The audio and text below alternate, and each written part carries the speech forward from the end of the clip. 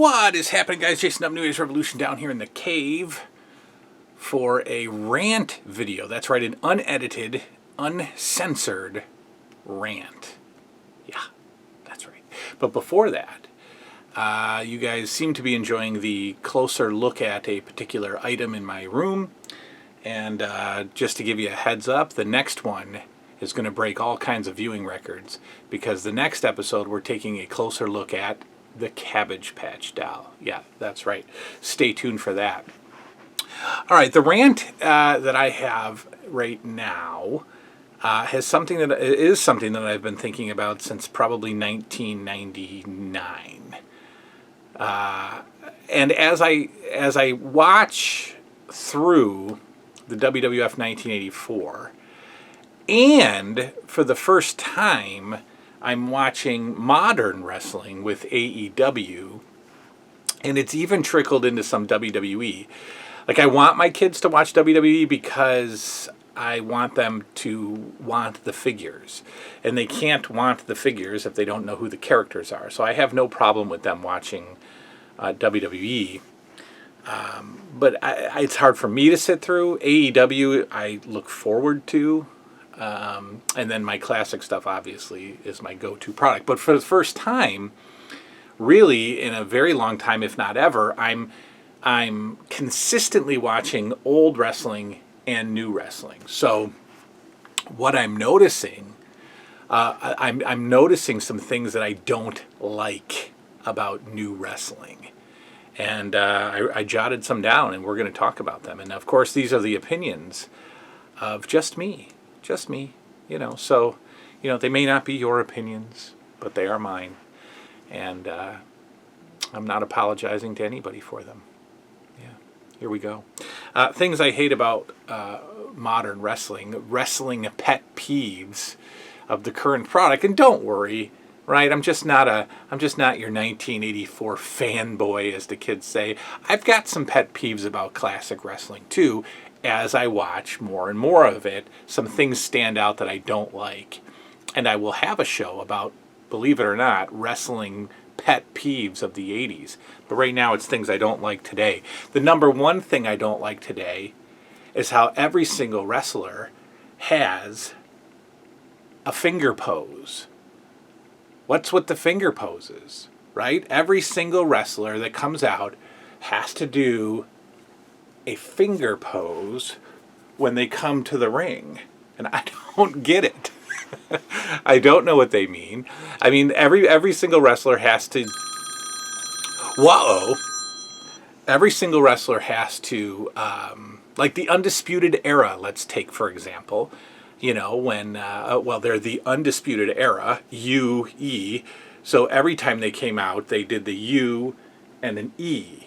And that was their pose. And I just hate this. I think this is so stupid that you have to have, catchy, edgy finger poses. The Hardys did it.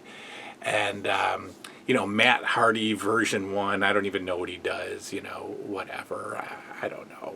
It's like gang symbols. It's so stupid. I absolutely hate wrestler finger poses. I think they're the dumbest thing in the world. And everybody's always got to do like the axe, cross there, and then maybe put a finger up or, whatever. We're just stop it. Because I got a finger pose for you if you don't cut it out. I hate wrestling finger poses. The crowd, that goes without saying.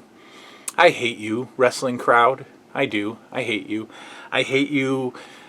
With your signs. I hate your stupid signs to get yourselves noticed on TV. It's gotten better. You remember like the Raw and Nitro days when nobody was actually watching the show and everybody was watching the Titantron because it's like they've never seen themselves ever before. Like what are you watching the Tron for? You're watching the Tron to see yourself watching the Tron, and then you wave like an animal. Right? Because we haven't seen you in the front row the whole card. Your family watching at home sees you sitting in the front row, and now you're waving to them. Or you're on a cell phone and you're waving to them. Look, I'm on the phone and I'm waving to you. I'm talking to you at the same time. This is absurd. I hate it. I hate it. I absolutely hate it. I also hate when the entire front row stands up and stays standing for the whole card. you realize that floor seats, if people are standing, you can't see. If you're in the fifth row of a floor seat, I wouldn't take floor seats for free if I wasn't in the front row because of all the idiots that stand up in the front row. And then they don't sit down, right? And back in the day, security would walk the barrier and sit everybody down. And that would be great. That's how it's supposed to be. So if I ever go to a wrestling card, I'm going to be up in the next level of seats because I don't want any obstruction. I don't understand how people in the second row don't get into altercations with the people in the front row when they stand the whole time. If you're standing in the front row of a wrestling event, I hate you. I hate you. Fans, again, with the crowd, fans that taunt the wrestlers and tell them, come on, come on, hit me. That's stupid. That's stupid. You look stupid. You look stupid. Either the wrestler's going to hit you and you're going to get hurt, or the wrestler's not really a tough guy and then you're going to beat up the wrestler, which isn't going to last more than 30 seconds because security and other wrestlers are going to kill you. So just stop it. Stop challenging the wrestlers. You're not a tough guy. Cut it out. Just sit and enjoy the show. Why can't we just sit and enjoy the show? Okay? The chants have been nauseating for 20 years. This is awesome, and holy shit, those chants, it gets old. It gets old. I hate the wrestling crowd, and it started with signs. The absolute sign explosion in the mid to late 90s with Raw was unbelievable. Unbelievable how fans became more of the show. And there's the internet wrestling chat world, also hate the wrestling fan because the fans try to make themselves actually part of the show instead of just watching the show. I can't take it. The GM concept I absolutely hate. Back in the day, back in the good old days, the closest thing we had to that was Jack Tunney, the WWF president. But you only saw Jack Tunney like 3 times a year, if that. And he was in his office and he would cut an interview from his office. Very businesslike. He was a president of the WWF. And he would say, due to Andre the Giant's actions, he is hereby, therefore, whereas suspended for 2 months. Indefinitely. As a kid, I didn't know what indefinitely meant. I was like, what the hell? Indefinitely. But that was our GM back in the day, right? And then Vince McMahon changed the game and started being the evil boss, the GM, the promoter, and the TV character. And it was downhill from them. And now every single wrestling organization has to have the GM. TNA had the idiotic Dixie Carter, GM. And then she would come out and cut promos. And then Eric Bischoff. And nobody wants to see that. I think Ring of Honor was doing it for a while. Thankfully, AEW really hasn't done it. We don't see Tony Khan on TV at all. So that's good. But the GM I can't stand. Having a catchy, cute name for every single move drives me nuts. Right? Whatever happened to, oh, what a maneuver? Or look at that. Right? Why does every single move have to have a name that I will never remember? And it's always from somewhere else. It's always a Japanese name. It's always a Mexican, a lucha name. The Tope Suicida. If I have to hear the words Tope Suicida ever again, and trust me, if you watch AEW, you hear a lot of Tope Suicida. And I've had enough of it, right? Not every move needs, the plancha, the Meltzer driver. We don't need it. We don't need to have, whatever happened to what an incredible splash off the top rope, right? Or like I said, what a maneuver. I'm okay with what a maneuver. I don't need to know. I'm never going to use the words Tope Suicida ever in life. And I don't need them. And I'm sick of the commentators that know every single one. Excalibur for AEW is so annoying because he knows all these moves and he repeats them constantly throughout the show. And then you got somebody like Jim Ross and Tony Schiavone who are just talking, right? They're just talking about the match, talking about the characters. I don't need names. I don't need catchy names for every single move. I really don't. The dreaded hockey fight in wrestling drives me nuts. And you know what I'm talking about. Two guys are squaring off face to face, and then they both start to do the rapid forearms. One guy grabs him, bah, bah, bah, bah, and the other guy's bah, bah. But it's terrible. It's horribly fake looking, especially the forearm smashes, and especially when the ladies do it. It just looks so bad. Just stop it. I think the only good one I've ever seen was when Brian Pillman, or was it? No, it was Chris Benoit and Kevin Sullivan, I think, did it on Nitro. And that looked good. I think Mick Foley would do them, maybe, and that looked good. Like, if you're going to do it, look, here's my thinking. It can't hurt that bad, right? You're not trying to absolutely murder somebody with a knockout punch to the chin. So if you're gonna, I think you should save the hockey spot for a major feud with two major tough guys who've been punched in the face before, like Jon Moxley or that Minoru Suzuki guy. And if they're gonna do it, let it be a special spot where they actually punch each other and they damage up each other's eyes.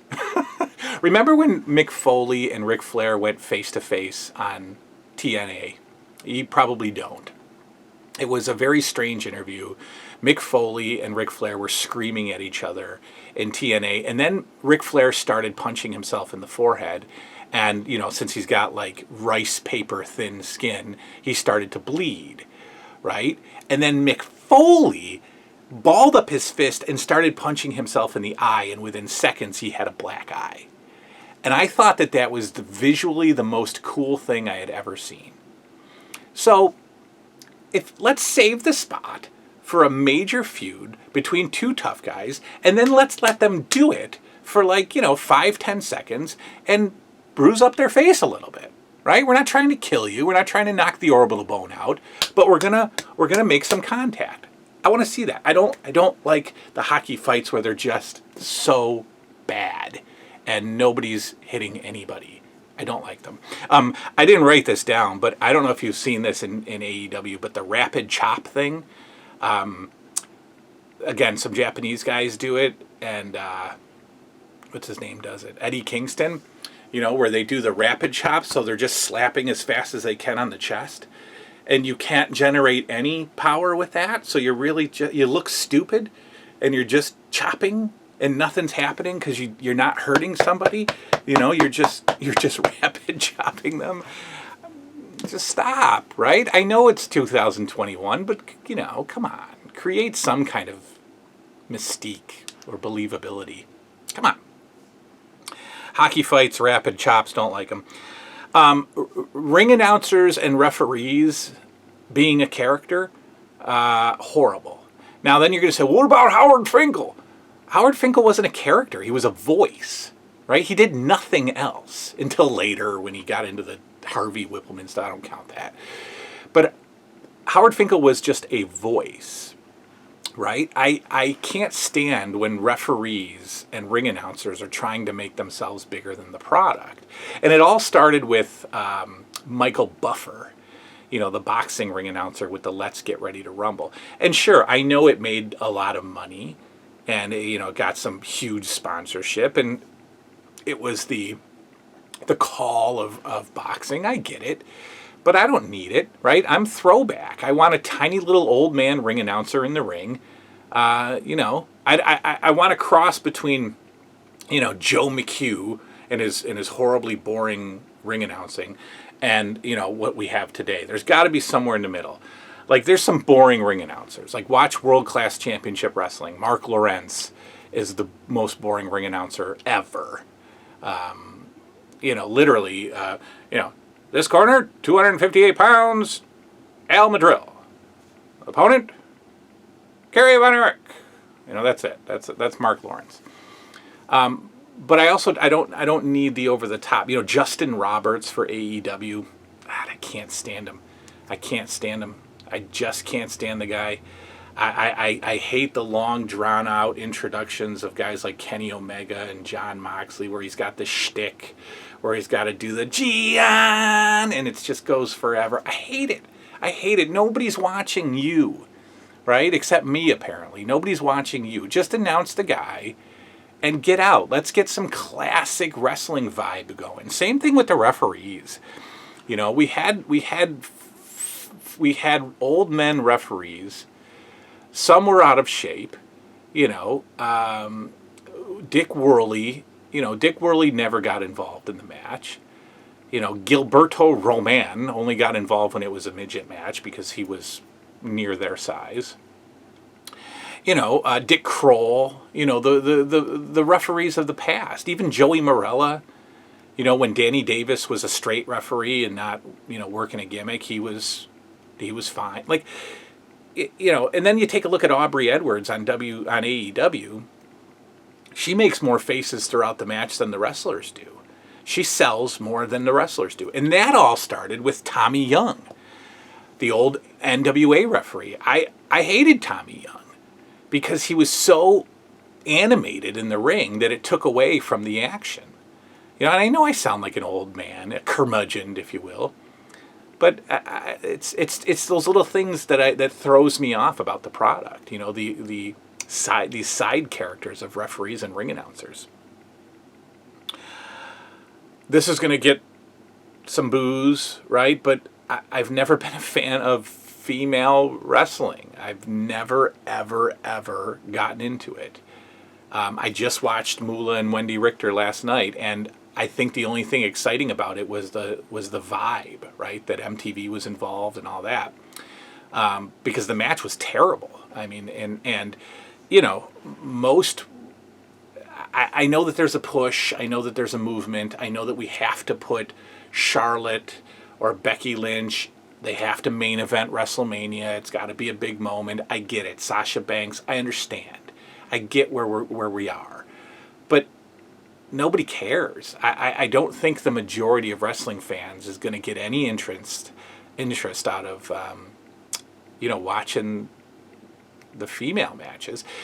And I kind of like it when it was a bit of a novelty, where you would get maybe one every handful of cards. But Extreme Rules, WWE Extreme Rules the other night, there were three women's matches on the card. And yeah, like, who's this? They're concession stand breaks for me, right? They're not entertaining. Nobody really cares about any of the female storylines. Most of them are struggling in the ring. It's not great. It's not great. And they do horrible hockey fights. I'm sorry about that. I love women. I do. Everyone getting the title. Everyone getting the title. From like WWF's creation to 1990, there were like 11 champions. From 1990 to 2001, there's been 2.7 million WWF champions since then. And like everybody, Big E, world champion. Dolph Ziggler, world champion. The Great Khali, world champion. Right? The Miz, multi-time world champion. Just, it goes on and on. Just stick around long enough, you'll become the world's champion. And I hate it. I don't like it, right? There's a few guys that I'm surprised they didn't give the title to. I'm surprised that Shinsuke Nakamura hasn't been the world champion.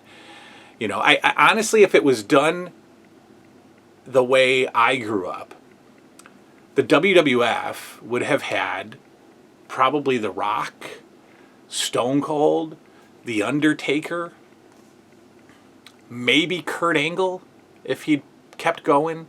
Like those guys I could see holding the titles for years at a time. Triple H. Shawn Michaels, Bret Hart, those guys hold the titles. In a perfect world, they hold the titles for 2-3 years, right? And they are the figureheads of the company. They're the faces of the company. Doesn't work that way. Everybody gets the world. Rey Mysterio, Eddie Guerrero. Everybody gets to be WWE champion, and it's junk, right? Doesn't do anything for me. Well, so that's that. That's all I could think of last night on the couch while I was trying to fall asleep. Those are my current complaints about modern wrestling. I'm sure there'll be more. And don't worry, I'm an equal opportunity ranter. Coming up next, we'll do my pet peeves of classic wrestling. And there's plenty on there, trust me. There's classic rants that I have. It's a stretch. I didn't come up with them that easily, but I've got them. Thanks for hanging out with me. See y'all next time. Good night now.